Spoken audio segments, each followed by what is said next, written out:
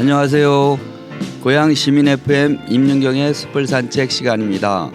오늘은 어제 경기도 의회에 있었던 시민시장 토론회를 이야기하겠습니다. 안녕하세요. 고양시에 있는 비영리 사단법인 사람나무 이사장 임윤경입니다. 먼저 시민시장 조례를 추진하시고 오늘 같은 자리를 만들어주신 신정현 도의원님과 관심을 갖고 바쁘신 중임에도 이 자리에 참석해 주신 관계자 여러분들에게 감사의 인사를 드립니다. 저는 시민시장의 필요성과 민관의 협력에 대한 시민시장 활동가의 목소리를 전하기 위해 토론자로 참석하게 된 임윤경입니다.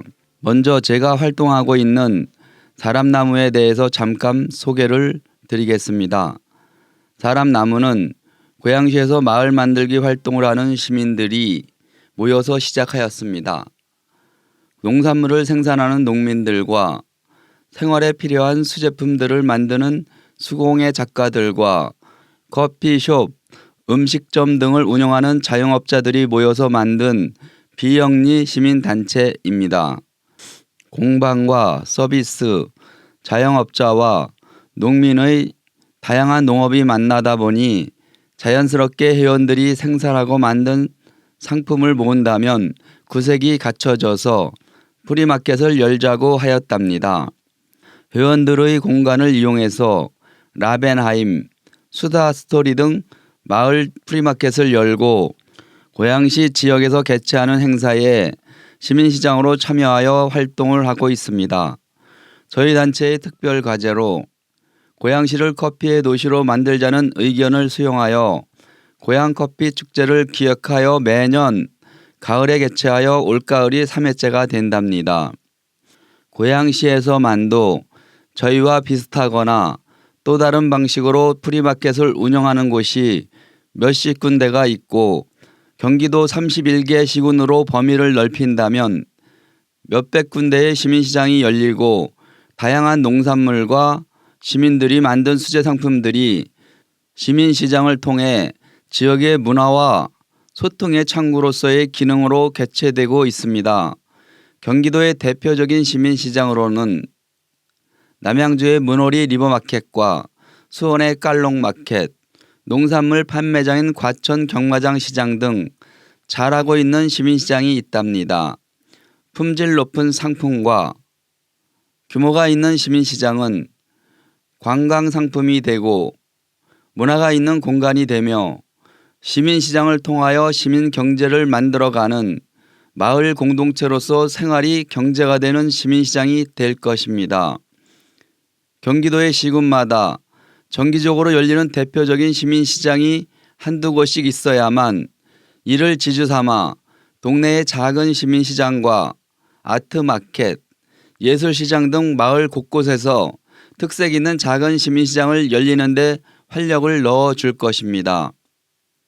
시민시장은 획일화된 대량 생산 상품으로 기업의 수익 창출을 위한 유통공간이 아닌 지역 내의 중소농민들이 농업 생산물과 농가공품들과 평생학습과 문화센터에서 취미로 배운 생활예술을 기반으로 일반 시민들이 만든 수공예품들을 시장을 통해 가치를 평가받고 가격이 형성되며 더욱 다듬어져서 사회적재로 편입되는 선순환 구조를 만드는 역할을 하게 되기를 추구하고 있답니다. 시민시장은 단순히 상품을 파는 셀러들이 아니고 셀러 상호 간의 교류를 통하여 상품의 품질을 높이고 고객이 요구하는 상품을 만들어가게 되는 교육의 공간이고 공동체의 배움터이기도 합니다. 이처럼 시민시장은 누구나 상품을 만들고 누구나 상품을 판매하며 누구나 상품을 구매하는 시민 상호 간의 경제사회 공동체 활동으로 지역과 마을에 활력을 불어넣어주는 플랫폼 공간입니다. 그러나 아쉽게도 현재 조례가 뒷받침되지 않아 소규모 시민시장들은 지자체의 적극적인 지원이 없는 상황으로 주변 소상공인들과의 갈등과 기업 시스템 위주로 만들어진 법률로 인한 제약과 상권의 민원이 발생하고 있어서 조례를 통하여 단속보다는 시민시장의 발전을 위하여 지원할 수 있는 방향으로 정책이 변화되었으면 좋겠습니다.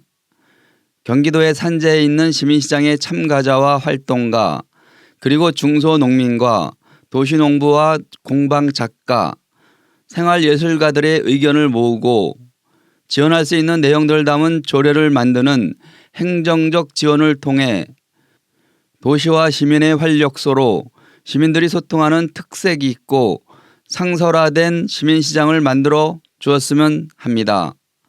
조례를 통한 성공적인 시민시장을 만들어가기 위해 3가지 필요한 것이 있습니다. 첫째로는 시민시장을 개설하는 장소를 관과 민이 함께 기획하고 선정하는 시민시장 공간에 대한 지원이 필요합니다.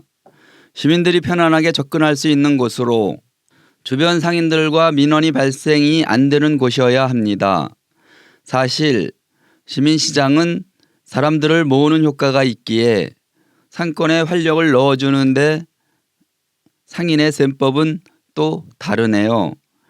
둘째로는 농민이 직접 생산한 농산물을 가공할 수 있는 공간과 가공 판매 허가를 가진 공유 부엌이나 즉석에서 조리해서 판매할 수 있는 허가된 푸드트럭의 지원 등과 같은 규제의 규범으로부터 허가 활동을 지원하는 것이 필요합니다. 법규의 잣대로 농산물 가공과 판매를 단속하기보다는 지원으로 해결해 주는 정책으로 문제 해결하는 방식이 필요합니다. 경기도는 대부분 도농복합도시로 시민시장을 열기 좋은 조건을 갖추고 있습니다. 특히 서울시를 경계로 하는 경기도의 시군들이 많이 있어서 서울시의 시민시장에 자연스럽게 진출할 수 있는 좋은 조건을 갖추고 있지요. 서울시의 경우 농업이 없어서 인접시의 농민들이 서울시의 시민시장에 함께 참여한다면 경기도와 서울시가 농민과 시민이 상생을 하는 좋은 결과를 가져올 것입니다. 시민시장은 대면 판매로 성과를 바로 알 수 있어서 경기도와 농업기술센터와 농협이 규제의 대상으로 전락된 농산물 가공에 적극적으로 관심을 갖고 문제 해결을 할 수 있도록 지원을 해준다면 중소규모의 농가들의 농가 수익 향상에 많은 도움이 되고 시민들은 다양한 농산 조리 가공품들을 구입할 수 있어서 서로 상생하는 공동체가 될 것입니다. 셋째로는 주부나 청년 생활 작가들이 수제품을 생산하는 메이커 스페이스 등 생산 활동 공간에 대한 지원이 필요합니다. 앞서 말씀드린 공유 부엌도 일종의 공동 생산 공간인데 이와 같이 누구나 사용할 수 있는 공유 작업실에 대한 지원이 있으면 좋겠습니다. 평생학습과 문화센터 그리고 여성센터 등에서 교육을 받은 시민들이 능력을 발휘하여 판매할 수 있는 개성 있는 상품을 공동으로 만들 수 있는 공간이 필요합니다. 시민시장은 조례를 만들거나 행정적 지원을 해주는 부분도 필요하지만 다른 한편에서는 시민시장의 설계와 운영을 위하여 활동가들이 시민시장의 방향과 목표를 바르게 이끌어 갈 수 있는 역량을 갖춘 실행 주체도 필요합니다. 경기도 각지에서 시민시장을 운영하고 있는 활동가들이 연대하고 상호 협력할 수 있는 시민시장 운영협의회가 필요합니다. 경기도 시군의 시민시장 활동가들이 지금까지 해온 열정과 헌신을 더해 집단 지성의 힘으로 혁신적인 방향을 찾아내어 가면서 더 나은 경제적, 사회적, 문화적 플랫폼이 될 수 있도록 함께 시민시장을 발전시켜 나갔으면 합니다. 감사합니다.